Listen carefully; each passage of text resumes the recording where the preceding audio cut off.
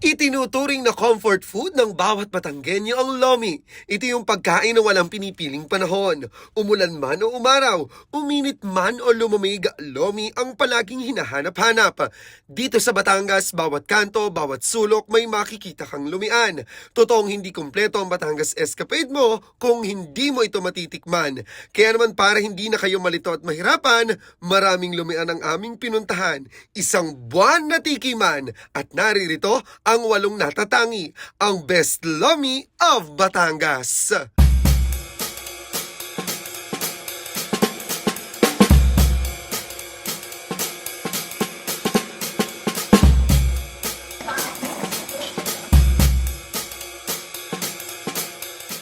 Para sa ating Best Lomi number 8, ang Lumian sa Garahe.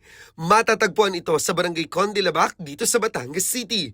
Tunay na isa ito sa pinakadinarayang lomi dito sa lungsod. Mula nga sa simpleng garahe, sino mag-aakala na pupwede pala itong gawing kainan o restaurant. At mula sa isang simpleng pangarap, ngayon araw-araw ng blockbuster ang kanilang lumian. Best seller ng Lumian sa Garahe, ang kanilang Lomi Overload. Hindi tinipid sa toppings, sa presyong abot kaya. Para naman sa ating Best Lomi number 7, ang Kuya Peter's Lomi sa Barangay Baybayin sa Bayan ng Rosario. Homemade chicharon. Ito ang bida sa lomi ng Kuya Peter's Lomi. Taong 2013 ang magsimulang dayuhin ng masa ang lumian na ito. Isang lumian na bagamat may kalayuan, sulit naman kung matitikman. Kung tatanungin mo nga ang mga taga-Rosario, isa ito sa mga loming kanilang palaging inirekomenda. Tunay na masarap, lalo't minsan na ring hinirang bilang Best Lomi in Rosario. Mula sa Rosario, dako naman tayo sa Lipa. Para sa Best Lomi number 6, ang Lipa Pansiteria. Kung may lomi man na nakaukit na sa kasaysayan, ito ang Lomi Pansiteria. Taong 1968 pa lang, sikat na ang kanilang lomi sa kantong ito ng Kapitan Simeon Luz Street. Kahit pa nga lumipas na ang ilang dekada, ang lomi ng Lipa Pansiteria walang kupas sa masa. Sinasabing ang Lipa Pansiteria ang nagsimulang magtinda ng lomi sa buong Batangas. Ipinagmamalaki nila ang kanilang sariling gawang noodles na anilay sila lamang ang may ganitong recipe. Mula sa makasaysayang lomi, punta naman tayo sa makasaysayang lugar sa Batangas, ang Bayan ng Taal, para sa ating Best Lomi number 5, ang AA's Lomi. Ambience pa lang ng kanilang kainan, talagang kakaiba na. Mas ramdam ang pagkain ng masarap na lomi sa loob ng sinauna at ng lumang bahay. Mayaman sa iba't ibang toppings ang AA's Lomi. Pero yung napakasarap na lasa pa rin ang dahilan kung bakit sila binabalik-balikan. Partikular na matatagpuan ang main branch ng AA's Lomi sa Barangay Tatlong Maria. Pero bukod dito, umabot na rin ang sarap ng kanilang lomi sa Batangas City, sa Lipa City, San Pascual at sa Padre Garcia. Now let's go sa ating Best Lomi number 4, ang Salcedo's Lomi House. Marahil para sa marami, ito na ang isa sa pinakasikat na lomian sa bayan ng Rosario. Partikular na matatagpuan sa Barangay Bagong Puok, lugar kung saan mo matitikman ang simple at authentic na lomi. Sa presyong abot kaya, ikaw na ang bahalang mamili kung single topping o double toppings. At para sa ating top 3 Best Lomi of Batangas, ang Liam's Lomi House sa Lipa City. Mga kabrigada, narito tayo ngayon sa kusina mismo ng Liam's Lomi House. Dito nila niluluto ang napakasarap nilang lomi. Simpleng lasa pero swak na swak sa madla. Dagdag pa ang maliwalas na lugar na kahit pa tumagaktak ang pawis mo, okay lang, basta't ang kanilang lomi ay iyong matitikman.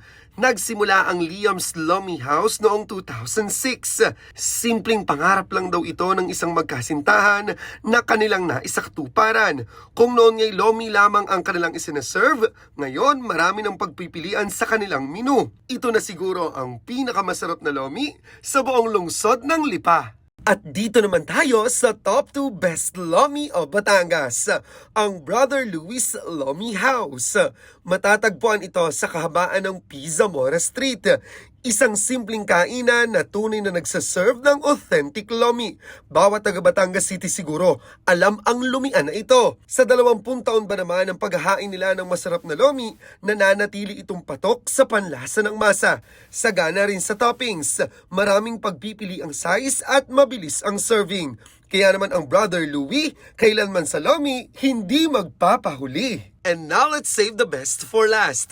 Ang loming totoong pinakamasarap sa aming natikman. Sa Barangay Latag, sa bayan ng Taal, isang lumian ang nagsiserve ng loming may kakaibang toppings.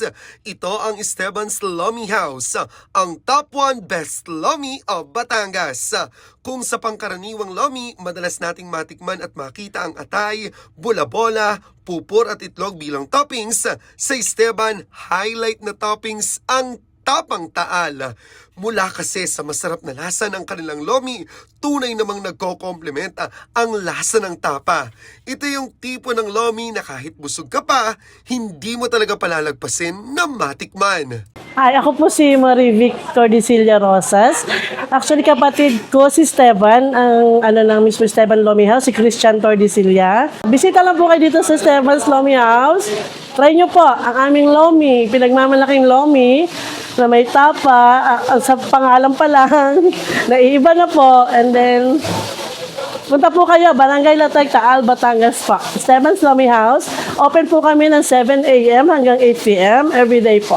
Kaya naman kung ikay mapapasinsay din sa Batangas, huwag kakalimutang tumikim ng lomi. Sa dami ng choices, ikaw na lang ang mamimili. In the heart of changing lives, ako si Brigada Clay Marquez para sa Delightful Philippines. Yeah, I found the love you only find in dreams in the delightful Philippines.